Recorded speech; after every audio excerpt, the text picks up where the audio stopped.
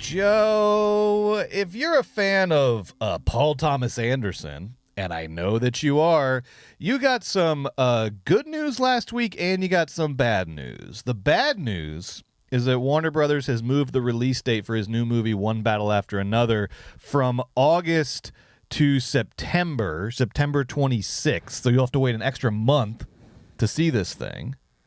Okay. All right. I'll wait.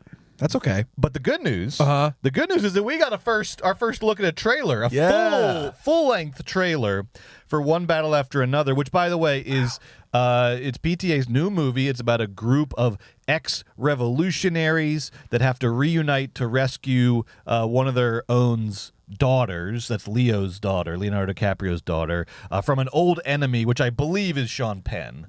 In his like military garb in the trailer. This movie also stars Benicio del Toro, Regina Hall, Teyana Taylor, and newcomer Chase Infinity, who looks amazing in the trailer. Oh my God, she's going to be a star. Good name. Great name. Chase Infinity. That's a good one. Something that would be in a Jason Statham movie. Stay tuned for that later. But besides that Chase Infinity is a star in the making, what were your other big takeaways from the One Battle After Another trailer, Joe? My first takeaway was that Michael and Pamela that run Warner Brothers Studios, they're going to lose their job. That was my first takeaway. Michael DeLuca and Pamela Abdi. They are going to lose their job. That was my first instinct. And then this morning, lo and behold, Brett, I go on the online and guess who's just gently talking to new studio chiefs? Who? Our friend David Zaslav. He's already having some chatter. Wow. So that's my first takeaway. Wow. My second takeaway? Yes. The worst is not here yet. And I mean that politically, and I mean that in a sad and scary way. This movie is a harbinger. It's another little stone thrown into my mental pond, sending ripples. The fourth turning is upon us. It's not good. What'd you think, Brett? Well, I thought Leo looks really good in the trailer. He looks awesome. I love that Leonardo DiCaprio is in his like stumbling doofus era that he's in right now. I love it. He is. I mean, because in Don't Look Up, he was like a bumbling scientist. Okay. Right. And then in Killers of the Flower Moon, he was a bumbling psychopath. Right. In Once Upon a Time in Hollywood, that was a fairly bumbling movie star. He's a bumbling has-been. Yes, and now in One Battle After Another, he's a bumbling revolutionary. He's got some nice bumble going on. I love it. But this is like PTA bumble, so it's sort of Inherent Vice plus Leo plus the anxieties about our current political state. That's quite the bumble. It is. He's bumbling around. And it Leo looks, give him the Oscar today. He must love it because it must be the ultimate challenge for him as an actor when he comes from, he comes to set from whatever mega yacht model orgy that he was just at, and then he's like got to put on the glasses and be like a bumbling doofus. It must be his greatest challenge. A bigger challenge than The Revenant is playing the bumbling doofus. He must can I spill a milkshake on himself to get prepared to get in the mood. That's true. But he's happier playing the doofus probably than having to go out to the sex orgies and pretend to be Leonardo DiCaprio. It's where he's himself. He's most at home in this himself. trailer, baby. He has a little bit of a Tears of a Clown thing when he's at the yacht orgy. A little bit of a like I'm the loneliest boy in the room kind of thing. But I like that he respects his male friendships. It's very cool of him, very important. He's got his boys, and he's got his ride or dies. Bros and he hangs before out with yachts. He's got his bros. PTA is one of his bros. Whatever Leo's getting out of it, we're certainly getting a lot out of it as the audience because he's been on a roll lately, and it ain't quitting anytime soon. The best. He's going to be very good in this. I also want to say I love that we're getting lots of running in this trailer. Okay. Because one of my favorite parts of PTA's last movie, Licorice Pizza, was how the characters are just constantly running all over the San Fernando Valley. This trailer shows a lot of running as well. But whereas, Joe, if I can put on my little thematic thinking cap, whereas in Licorice Pizza, the running was meant to represent sort of youthful freedom and innocence, here I think it is representing the inescapability of these characters' problems. One battle after another is what they're running into. Dang. So we get PTA running, but with a slightly more ominous tone. I'm down for it. And all the stuff you said, too. lot of big guns. Like PTA, I don't really guns. jump to guns mentally. A lot of guns. I will say we are getting what we were promised, which is this is like PTA doing an action movie. The camera is so dynamic in the trailer. People running at the camera like panning across big vistas, people sticking shotguns out windows, cars flipping over in the desert. This is going to be a straight up action movie, but with the PTA lens. I can't wait. I love it. For one battle after another. See you there. And I can't wait for today's episode, Joe. Do you want to get started? More than ever. Carson, roll that fanfare, won't you? Welcome to Movies, Baby, the weekly show where we break down the hottest movie news, review the latest releases, shout out forgotten classics, Trouble in Paradise, and prophesy the future of Hollywood. I'm Joe Cilio, a.k.a. the Philly Movie Freak, and I'm joined by my co-host, Brett Boehm, a.k.a. the Georgia Movie Dog. Go Dogs! We're coming to you live from the San Fernando Valley, baby. And if you like Jason Statham as much as we do, then you're going to love today's episode because we saw Statham's new movie, A Working Man. We're going to tell you all about it. Plus, what the hell is The Chosen? And why is it so freaking popular? Joe did the work so you don't have to. He's going to tell you about The Chosen. And in the second half of today's show, for Patreon subscribers only, ho baby, we're ranking our top 5 Jason Statham action movies. It's our most important list yet. It's our most useful list yet, because this list is for those nights, just to give you a little preview, this is for those nights when you just want to throw on a Jason Statham action movie. You don't want like Snatch or Lock, Stock. And you don't want to like. I don't want a Guy Ritchie movie. I want a Jason Statham movie. You want a Jason Statham movie. You know what that means. And you don't want like Fast and the Furious or the Expendables, because those are other people's franchises. He's in those and he's great. But we want a Jason Statham movie. You want to go straight to the source. Right. You want to just mainline Jason Statham action into your veins. We're going to tell you what the top 5 options for you are when you're in that mood. Because the other thing is, there's a lot of stinkers in the filmography, and nothing is worse than like wanting a Jason weeded those Statham. all out, Brett. We weeded them out. We're gonna and tell can you what I give to avoid one little teaser to the fans out there? Yes, you know, I had The Beekeeper in my top 10 movies of last year, 2024. That's right. The Beekeeper, Brett, not my number one.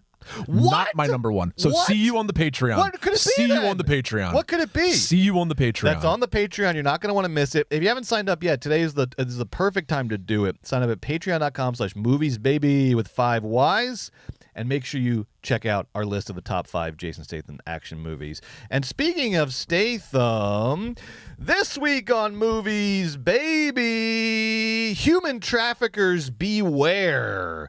Because Jason Statham is back at your local multiplex with his new movie, A Working Man. We saw it. We're going to review it. But first, Carson, show me the money and don't make Jason angry. Oh, there it is. Bang. There it is. We're looking at the weekend box office returns, and there it is, A Working Man, number 1 with a bullet in what many are calling an upset. We have a new number 1 at the box office this weekend, and it's none other than A Working Man starring Jason Statham, which bumped Snow White and its $250 million budget to second place in only its second week, with a domestic take of $14.2 million. Shocking. That's a 66% drop-off from an already disappointing week 1. Bad news for Disney, but good news for Jason Statham, because A Working Man brought in $15.2 million domestic and another $15 internationally, for a first weekend total of $30.2 million on a budget, and this is the important part, of $40 million. $30.2 million on a $40 million budget, week 1. Now, Joe, that's a good start. That's a very good start for a $40 million budgeted movie, and it's comparable to last year's The Beekeeper, which you mentioned, which opened to $16 million domestic. So it's a little shy of The Beekeeper's opening, but not by much.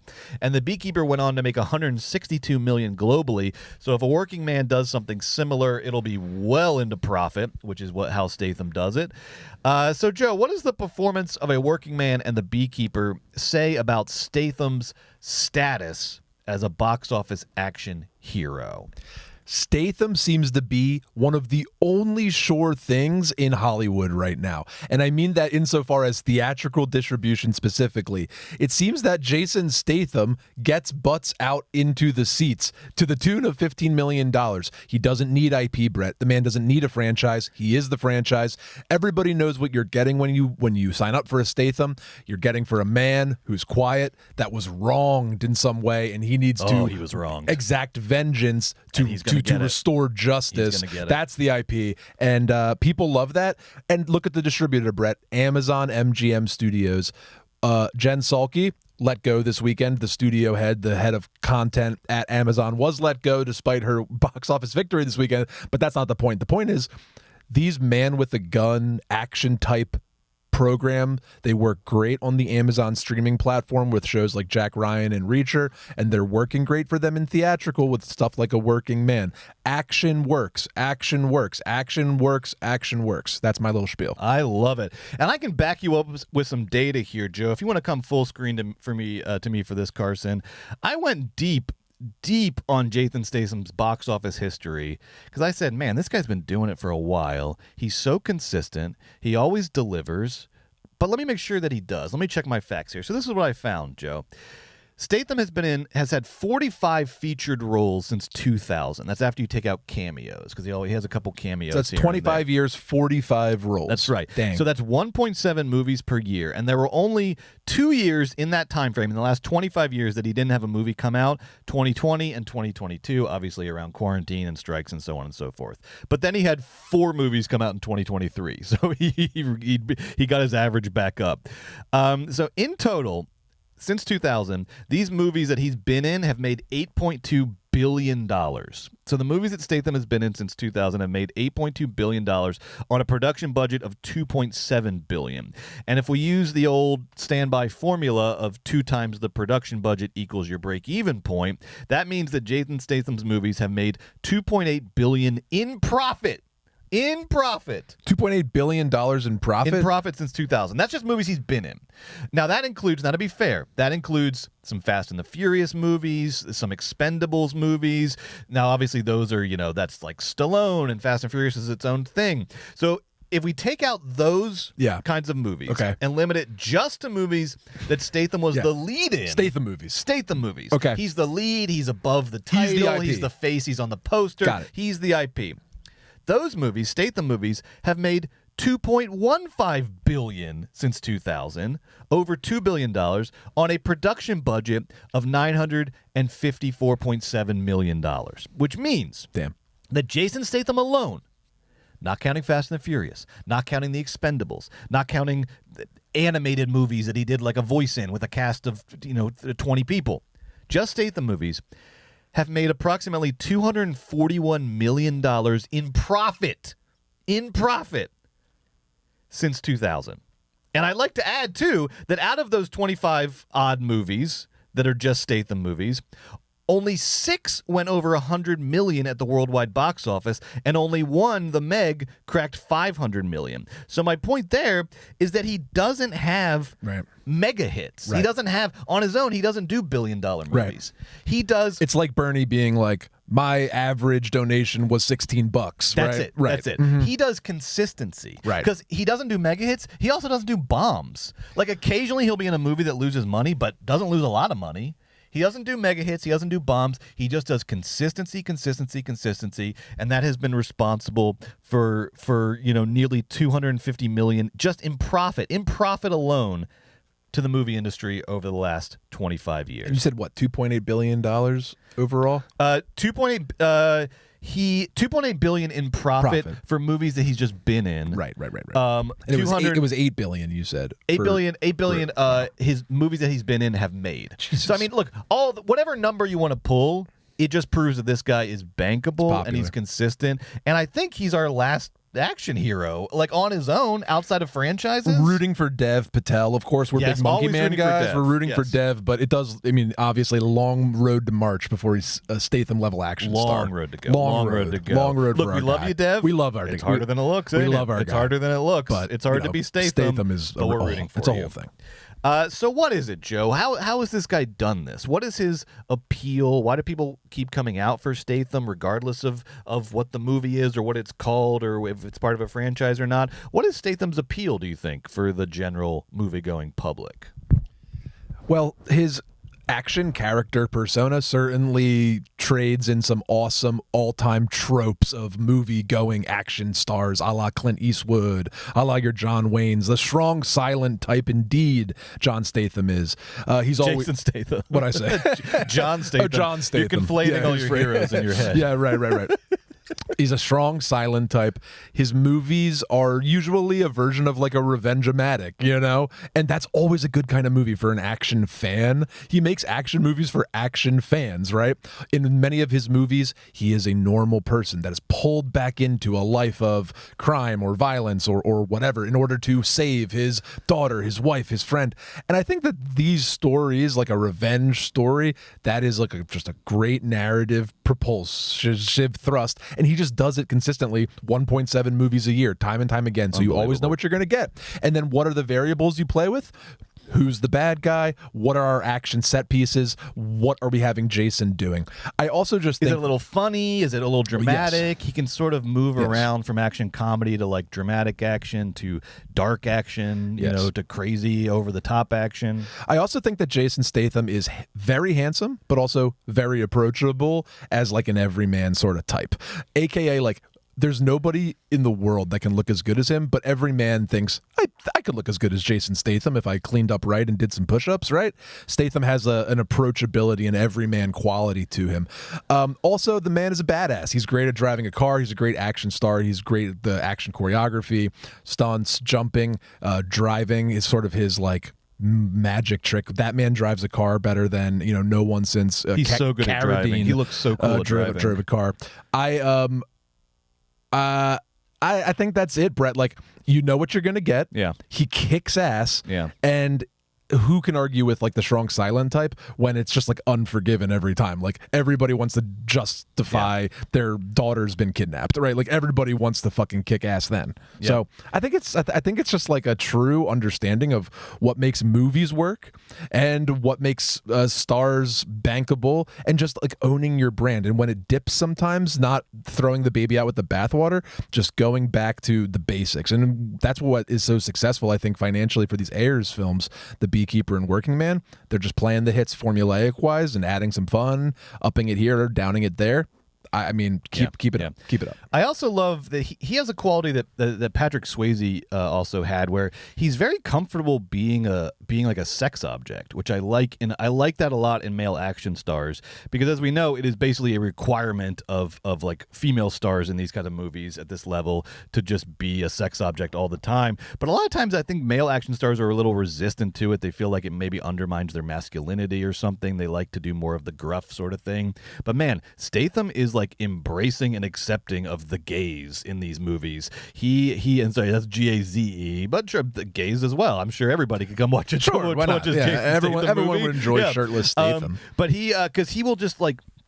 We watch, and I do want to be completely candid. We saw somewhere in the realm of like 27 Jason Statham movies over the last 2 weeks. We've been doing a hardcore binge, and so many times, almost without exception, in these movies, there's a scene where he'll take his shirt off, and the whoever the like female co-lead is, the love interest, will be like, oh.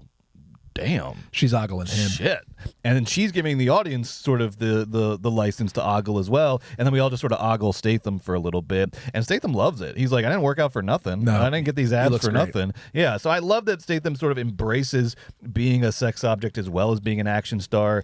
It just adds a real cinematic quality to these movies, you know, and really sort of makes them feel like a throwback to sort of old action movies. One more X factor for Statham and the Statham fandom: he's never betrayed his fans. He's never said, oh, good, now I'm done with this B movie shit. I can ascend to now I'm going to be in some indie films, and I can go, oh, that was then and this is now. Here's me post that. No. He has been as grateful for the job God gave him in 2000 as he is in 2025. And he's done the opposite of betraying his fans or thinking he's too good for them or moving out of the genre. He's saved the genre, Brett, and he really did it this weekend. So God bless his soul. And it's amazing how sort of natural he is as a movie star, because this is a guy who never set out to be an actor. He was, I mean, his backstory is amazing. He comes from like sort of middle class, lower middle class origins in the Midlands of England, outside of Sheffield, and he was a major athlete as a kid. He was friends with Vinnie Jones, who also shows up in the Guy Ritchie movies and then went on to do other movies. My favorite part. And whereas Vinnie Jones played football, soccer, Jason Statham was a world-class diver. Do you know about this? He was on England's national diving team. He actually competed in the Commonwealth Games. He was on the national diving team for like 10 years. You can watch him dive on YouTube. Unbelievable. Yeah. Go check it out. And he then also became like a model for a while, and that's how I think Guy Ritchie he got on Guy Ritchie's radar for Lock, Stock, and Two Smoking Barrels, which was his first movie, and then he was in Snatch, which was his second movie, and those two Guy Ritchie movies sort of propelled him into the potential for cinematic glory, but he eventually had to sort of cut it himself. And that's why that first Transporter movie in 2003 is so interesting to me. 2002, because there you see Statham on his own. He doesn't have the Ritchie dialogue to sort of structure his performance around and depend on. There really isn't any great dialogue in the first Transporter movie. It's an action movie. It's trying to sort of keep the dialogue sparse so that they can focus on the action scenes and they can focus on Statham's movie star charisma. But that means he has to figure out how to have movie star charisma, because in those early Ritchie movies, he's doing like fast-talking, sort of down on his luck British con man. He's not doing fucking Jean-Claude Van Damme, and suddenly in the Transporter he's got to do Jean-Claude Van Damme or whoever, or young Stallone, or whatever analogy you want to come up with, and he pulls it off. Like, that whole first Transporter movie feels like a sort of like screen test for whether or not Statham can be an action star in Hollywood, and I think he passes with flying colors. I mean, that movie is the blueprint. Basically, every single movie he makes after it is a riff on Transporter. Absolutely, no shade. Yes, in fact, his strength. Yeah, and it's such a hard thing to do, to suddenly fill the space of the screen. Like, you don't get to just like rely on the patter of Ritchie's dialogue. You have to come up with what is interesting about the movie just out of yourself and your persona and your charisma and the way you sort of pull off the action sequences. That's a hard fucking thing to do, and he nails it out of the gate, and then that, like Joe said, sets the template for the rest of his career. Now let's talk about the latest movie, A Working Man. This came out this last weekend. It's directed by David Ayer. He's reteaming with David Ayer after last year's The Beekeeper, and then they have The Beekeeper 2 coming out as well, so they've got a new little they're the new duo. This movie is based on a 2014 novel, Levon's Trade, by Chuck Dixon, and the screenplay was written by Ayers and a guy you might have heard of, Sylvester Stallone. Co-wrote this screenplay. He was the one that originated this project. And Stallone actually has only written 2 movies that he hasn't starred in, and the other one was Homefront with Jason Statham. So Stallone sees knows something, and of course, all the guys respect the shit out of Statham. That's why his Expendables is so important and all that. They love Statham. Yeah. And he reminds me of like what you hear about early Schwarzenegger, and just everything I read about Statham is that this guy is a fucking professional, dedicated to the craft, on time, in shape, ready to go. I imagine him a lot like his characters, and I know that's silly. Like, no, I think you're right. It kind of does feel like he's on time. He always gets the job done.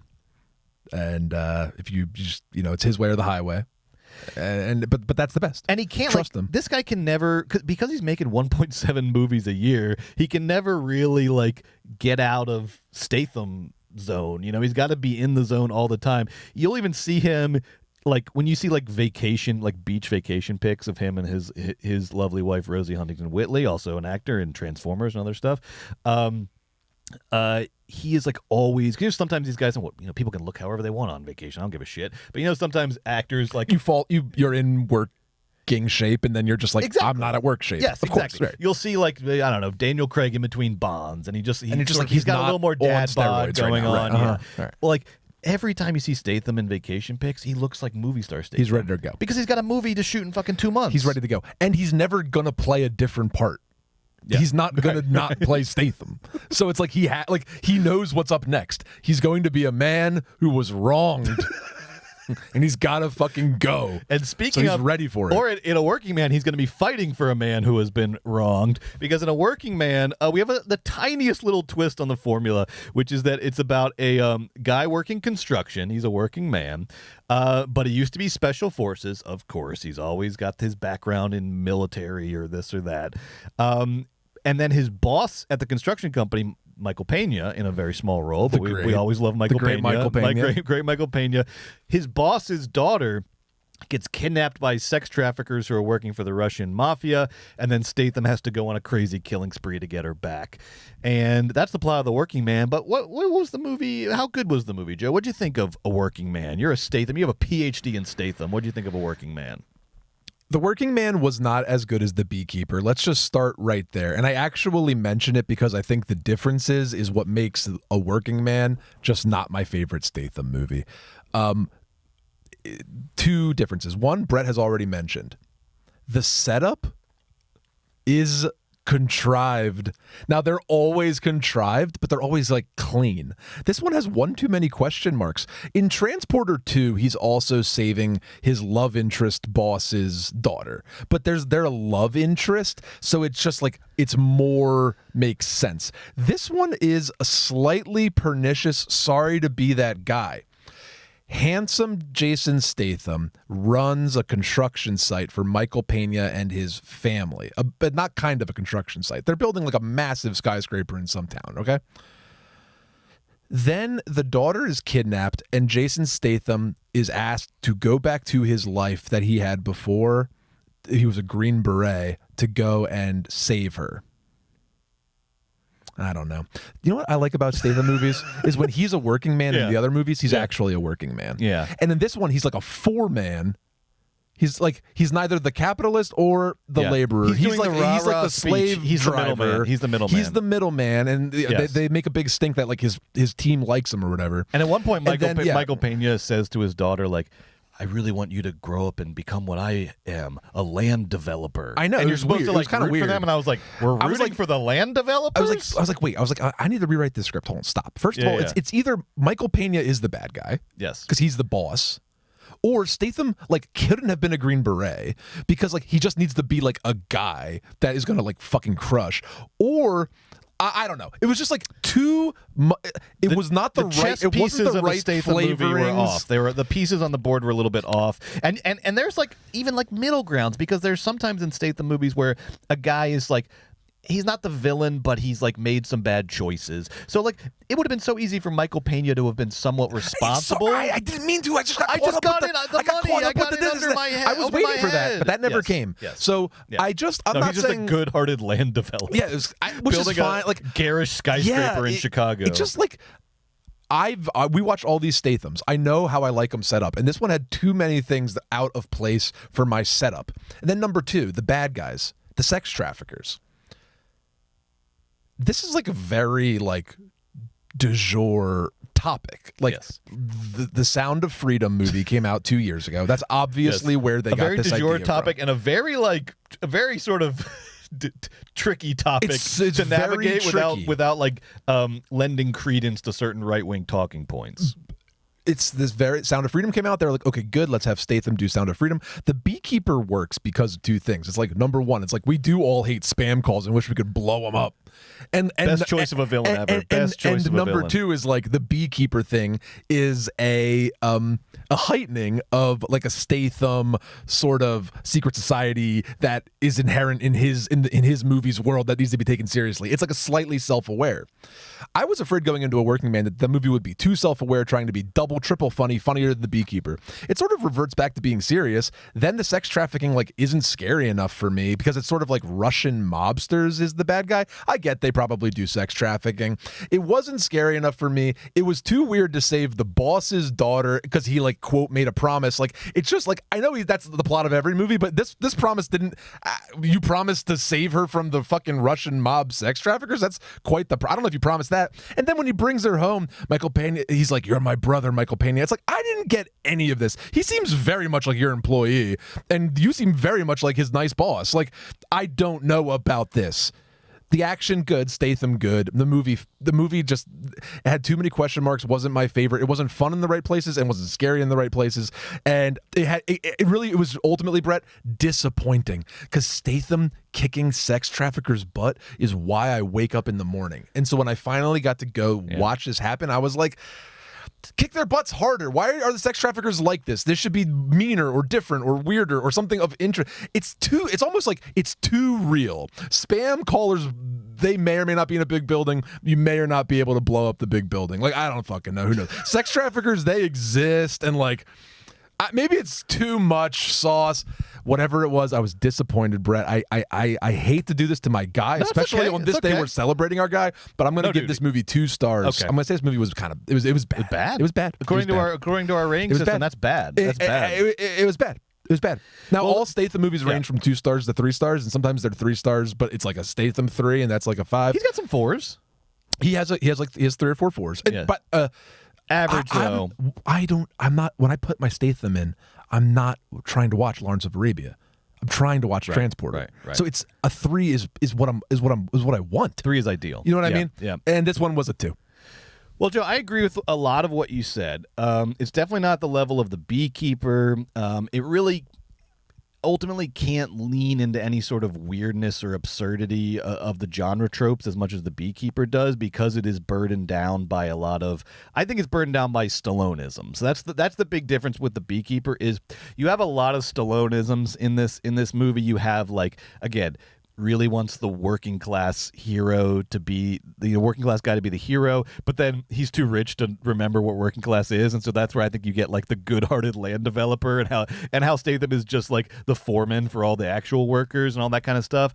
And then you have all the Stallone stuff around like I have to save my, if you had a daughter you'd understand. You can't understand this mission if you don't have a daughter. And I don't. So I think that might be one of the reasons. And we know Stallone famously has several daughters. He's a big girl dad. He's a girl dad. So you could picture them just in the living room, like watching a movie, having fun in Beverly Hills, and he's up in his office, like, what if my daughters got kidnapped by Russian sex traffickers? Oh, I'd be so fucking mad. Oh, I'm so mad. Up there, just writing away. Fucking pissed, dude. But I think there's still a lot to like in A Working Man. Okay. My big disagreement with you is that I thought the villains were really wacky and fun. I thought there was a lot of personality and character there, and I thought that personality and character was largely expressed through their costumes. Okay. I have to give a massive shout out. I don't think we've ever done this on Movies Baby before. I got to give a massive shout out to the costume designer of A Working Man. Her name is Tiziani Corvaseri. She was Italian-born, but then moved to Ireland as a kid and has worked on mostly Irish movies. Cool. She was the costume designer on Once, the original movie. Once. Dun, dun, he knows his Once. Sing Street, a lot of Irish TV. I don't know how she got hooked up with this crew, but I thought the costumes in this movie were hilarious, and particularly the way because of course they do Statham in just like Carhartt, he's just like off the work site the entire movie. But these freaking mobsters, they are either in like full Halloween costumes, or they're in these like glittering black trench coats out of The Matrix. There's some guys who look like Gilded Age robber barons. They have like fur-lined like big coats and like hats. Yeah. There's these 2 brothers who are in matching jumpsuits and like bucket hats that makes no sense. And it looks like it looks like Louis Vuitton like tracksuits and bucket hats.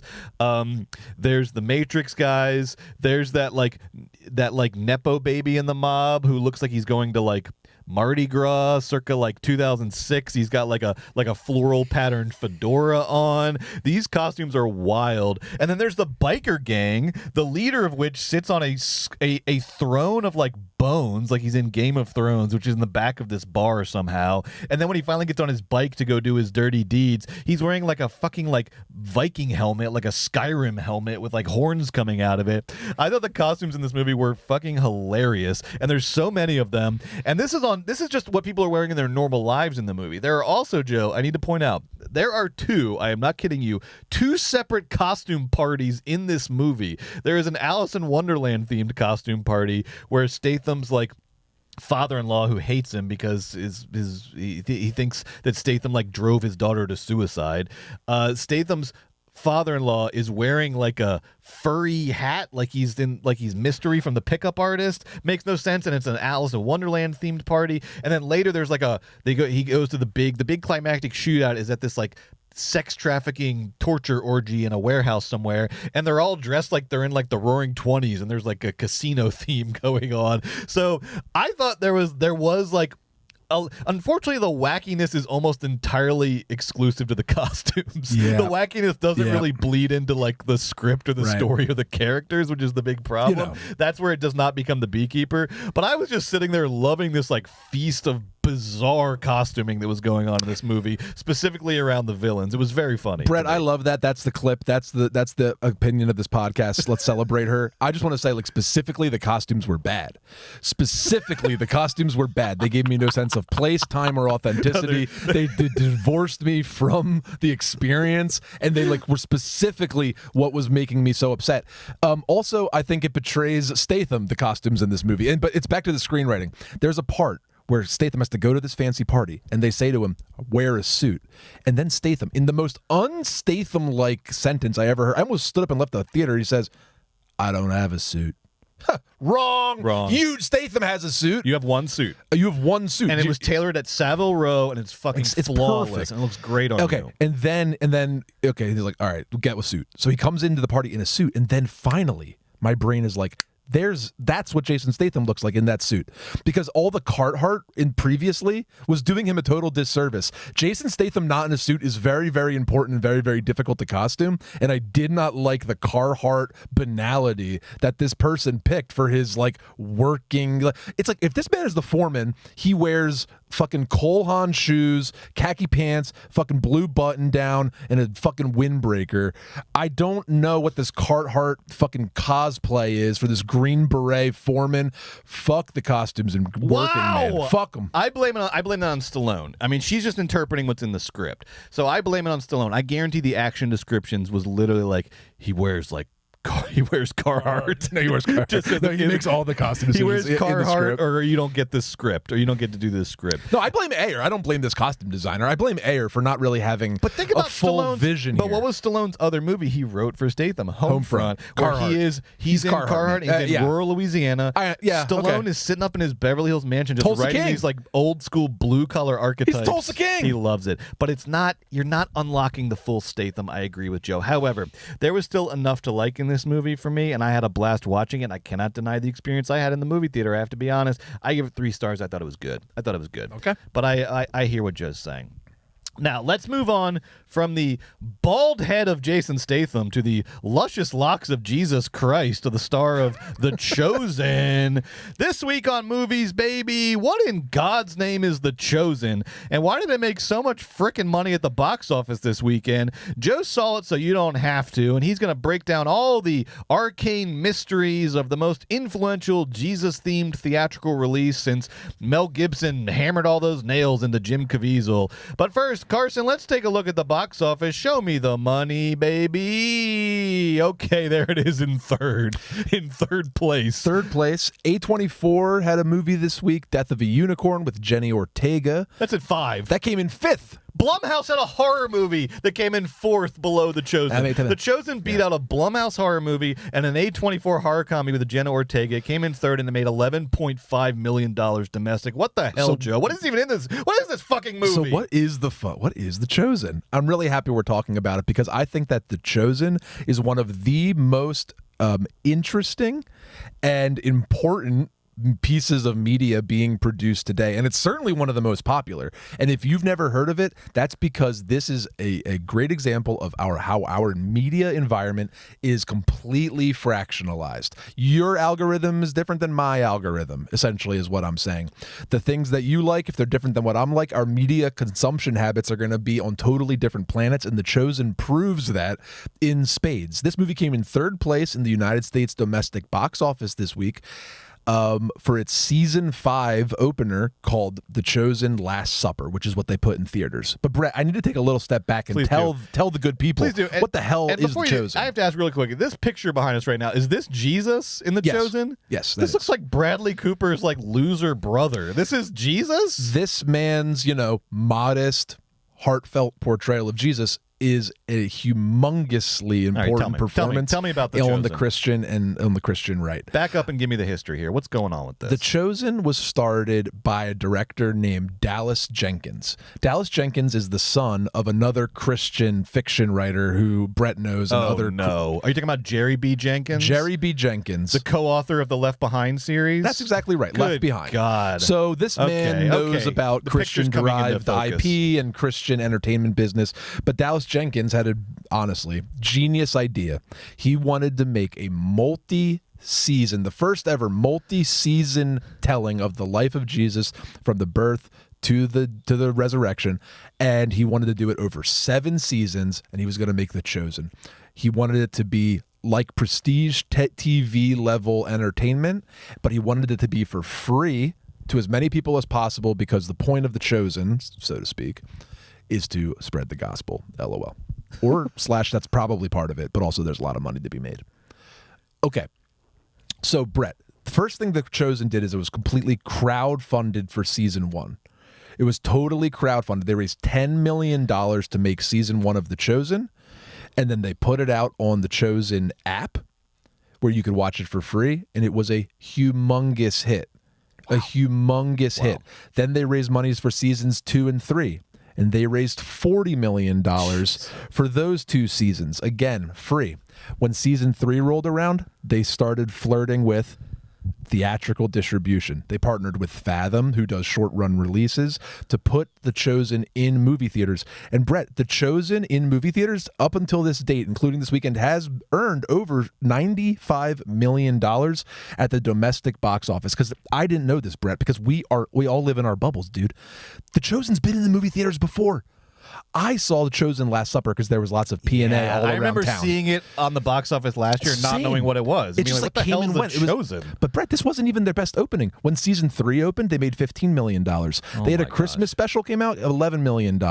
Season 2 finale, $6 million, whatever. This season is season 5. This season takes place from when Jesus walks into Jerusalem on Palm Sunday, and then it ends with the Last Supper. Sorry, these movies have made 90. This TV show. This is a TV show that has also made $95 million in theatrical release in movie theaters on top of whatever it's making as a TV show. Yes. That's crazy. This TV show has 280 million viewers worldwide. 280 million viewers worldwide. Brett, this looks like a parody. This looks like the Scary Movie team did Passion of the Christ. This guy, he goes on Fallon. He was on Tucker Carlson. I saw he gets 10 million fucking clicks. This guy's a humongous deal in faith-based media, which is gigantic in America. So, 280 he gives us a goofier Christ, sort of a I think you know what he gives you is like. I think he gives. I saw The Chosen. I think he gives you like Christ, like you kind of hoped Christ would be. All right, you're burying the lead here. You did watch You actually saw this movie in theaters. You went and saw The Chosen. Yes. Hold on, my ears are going insane. Okay. I did see The Chosen in theaters, so I saw it. But Brett, so this new season 5 is coming out in 3 parts in the movie theaters. Okay. And it's Lent, which is like a thing in the Catholic calendar, which leads up to Easter. So think about how genius this programming is. Season 5, there's so much anticipation for their 280 million viewers being translated into over 100 languages for free on the Chosen app. You can watch it on Prime. You can watch it on Netflix. They have humongous licensing deals, but now it's time for season 5. They eventized the hell out of these projects. So I watched episodes 1 and 2. It's called Chosen Last Supper Part 1. Next weekend's going to be Part 2, 3 more episodes, and then the next one's going to be Part 3, 3 more episodes, and then on Easter weekend they're having binge festivals where you can do 5-a-days Saturday and 5-a-day Sundays. This is just for Part 1. We got Part 2, we got Part 3, then we have the binge fest, and that's all leading to season 6, which is the mother effing passion, motherfucker. So what I'm saying is they're going to go a lot higher than 95. And Brett, who gives a shit about 95? That's just the theatrical. In 2022, the Chosen partnered with the Come and See Foundation, which is a 501c3 Catholic-based ministry whose job is to spread the gospel. They gave $145 million to buy The Chosen, to inject $145 million into this. The Chosen does insane numbers of merchandising. It does insane numbers with these licensing deals at Amazon and Netflix. We already talked about what it makes with theatrical. The personalities on the show are becoming stars themselves, obviously. And Brett, this is just the beginning, because Dallas Jenkins and the geniuses over at Come and See and at Angel Studios, they are making this is a marvel. We're going to get 7 seasons of Jesus. They already have a spin-off season for Moses coming out. They have a spin-off for this and that coming out. If you go on the Chosen app now, they have podcasts, they have prayer, what do you call it, like Bible studies. They do it perfect. They have the deep faith stuff. They have the fun fuck around social media stuff. They are playing this so perfectly. It's absolutely shocking. And because the Come and See Foundation is it owns it, how do they make money for this? It's a donation based still. You can go give a tax refundable donation to the Chosen right now. So me and you could go give $1,000 tax refundable? Yes. Give $100 to the Chosen right now. It's completely tax refundable. It gets it back. I mean, talk about fan awareness, talk about fan value, talk about like tying yourselves to your fan base in this like increasingly fractionalized niche media environment where your ownership and ability to connect with fans is the only thing that really matters. The Chosen is doing something that no other studio in the fucking world except Disney and Marvel have anything even close to. And it's privately owned and the money's tax free. Don't you see? Don't you see? So Dallas Jenkins he saw what his dad did. He saw what Jerry B did with the Left Behind series, which was phenomenally successful. Made Jerry B, so much money it was coming out of his eyes. Dallas saw that as a kid, and he said, "Hold my non-alcoholic beer, Dad." And he saw Marvel. He got down on his knees, and he prayed to Jesus, and said, "Jesus, I love you. Can I please use your likeness and IP to just print fucking money?" Dallas Jenkins did say that Jesus told him to make the show. Well, Jesus said, "Go forth, son." Print money. So I guess did they leave that whole lenders in the temple scene out of the Chosen? No, it was awesome. Okay, great, awesome. So I guess they missed the message of it. Just real quick. So I saw it. How was it? Well, first of all, just to be a movie snob for a second, get out of the movie theaters, your TV. But to be a guy to not joke around for a second, to tell you how it was. Yeah, how was it? It was excellent. Oh my God. Oh no. I mean, oh no. It was like I watched the season. I believe you. That's I watched the problem. season 5 of a television show, so it was like whatever. And TV kind of sucks, and its rhythms are all stupid. It does. Sorry, people. But I could see though as I was watching, like, oh, they took care of these characters. They make a meal out of the right moments. They cast well. Each episode costs around $5 to $7 million. That's it. Yeah, but look, the money's on the screen. It looks Stranger Things cost $40 million an episode. Well, look, as Yates said, I know. The good lack all conviction, and the worst are full of passion and intensity. That is the fucking headline for our times. I will say the charitable interpretation of this project is what I remembered watching this was, whoa, the Gospels, that is a good story, and this is a good idea for exploiting intellectual property, and this is exactly how I would have set up this whole entire project to maximize my profits. But it's not worth just writing off as evil. It's actually worth noting as how successful media properties will be handled and owned moving forward, and how it doesn't really matter if you have studios on your side or not. What you need is fans on your side. Brilliant stuff from Dallas Jenkins and the people over at The Chosen. Congrats. I wouldn't recommend seeing it. It's like very, it is what it is. But if you care about the story, it would be like the 10th best show on TV. Like, it's not as good as any prestige HBO shows essentially, but it's better than anything you'd probably watch on CBS or NBC. Joe brings up a good point here. I am begging you, Hollywood, can some people who are not far-right evangelical Christians learn how to play the game like the far-right evangelical Christians are playing the game right now? You know what we look at when we're like modeling our company? We're like, hey, what's the Daily Wire doing? Because although they are fucking hate merchants, they're fucking good at running their business. And so is this Chosen fucking asshole, this Nepo baby asshole. It's really smart. Really fucking and do you savvy. know right now? Can the people who are not making this shit get fucking savvy, please? You're spending $40 million on a Stranger Things episode. This guy's spending a fraction of that, and he's got a 10 times better business plan than you. Can we get it together, people not making far-right Christian entertainment, please? Jeez. Yeah, I don't know. They're just smart. It's just very, very smart. And they're putting more projects out, and other studios are copying them. Right now, Amazon has a new show out. I think it's called, please forgive me, it's something like Den of Thieves. I know it's the David and Goliath story. I know there's like a King Solomon thing coming out at Netflix or something. Everybody wants a bite of the fucking faith-based, it's humongous and it's ignored, and 280 million people watch The Chosen. I have the app now. I won't be watching any more episodes though. This is my moment. I did it. I watched it. I'm good thank now. you, Joe. Thank you for doing that, so the rest of us don't have to. We now know what The Chosen is. We know that it's kind of good. It's very watchable. It is so watchable. Is so, especially if you've been to church before, so you kind of like know the major beats. So you're like, you can just like, I just like jumped in. It was Palm Sunday. I was like, oh yeah, okay. You can just like figure it out. It's it's TV. It's not like it's approachable television. It's not a mystery box. Wow, yeah, man. Yeah, we're in a shitload of trouble. Well, I think culturally, I just mean. Yeah, I know. I don't know what to tell you. You know, one nice thing about The Chosen, this is just like, one nice thing is like, it's about the Bible Jesus. Yeah. And like, if you guys might remember, like, Bible Jesus is like a really good guy. You know what I mean? Like, none of this is that's the good news. I think the Bible is very readable. I think it's an amazing book, fascinating document, full of history, it was amazing poetry, and weird prophecies and a lot of bullshit. But they got the it's never email the lists. Bible's not the problem. Yeah, it's right. Dallas Jenkins. Yeah, fair enough. That printing money off the back of the Bible.